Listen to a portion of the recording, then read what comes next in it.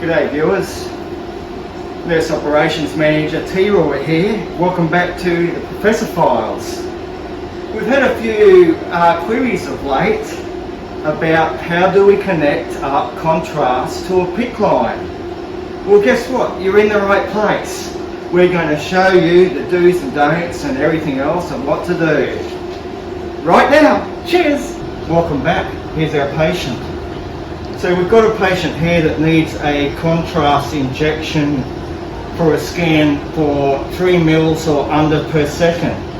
If this is the case, you can leave this bung on. So come over here. So what the radiographer or nurse is going to do is going to clean the bung with friction, give it a good 2 to 3 second rub.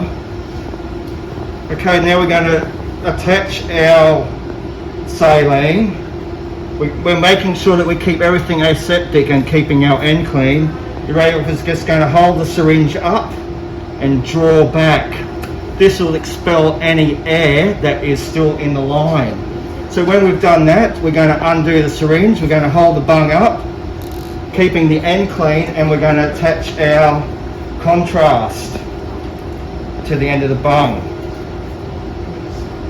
Now you've got to remember, all places have different kind of bungs. This is the type of bung we use at QE2.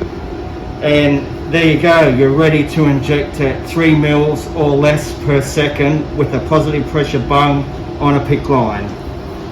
Now we'll go to the next step.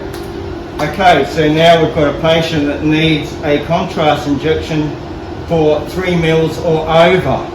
Now you've got to remember that you also need to take an eye on the positive pressure bung. All positive pressure bungs will have how many mils per second that lumen can tolerate through pressure injection. This one is 5 mils max. So what the radiographer is going to do is aspirate,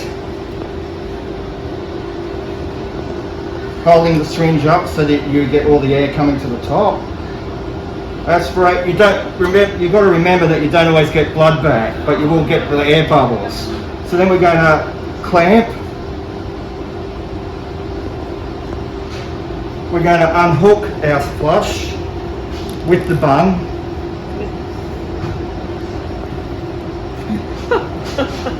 And then we're going to connect our contrast.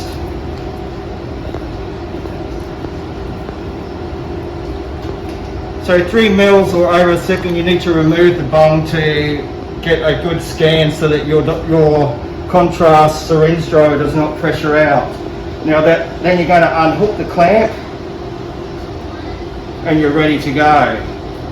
So the final step, come a little bit closer. See down there, we've injected our contrast. So now we need to unclip and put a new bung on. So we're going to clamp off. We're going to undo the contrast.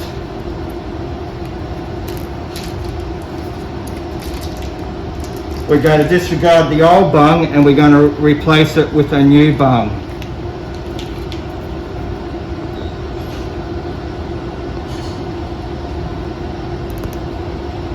Then we're going to unclamp.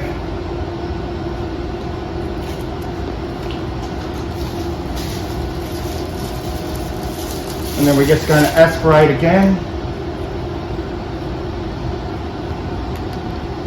Draw back. Then flush forward about 2 or 3 mils. Okay, there you have your edutainment on how to connect contrast through a pressure injector onto a PICC line, changing bungs, etc. Thank you for watching. See you next time. Bye!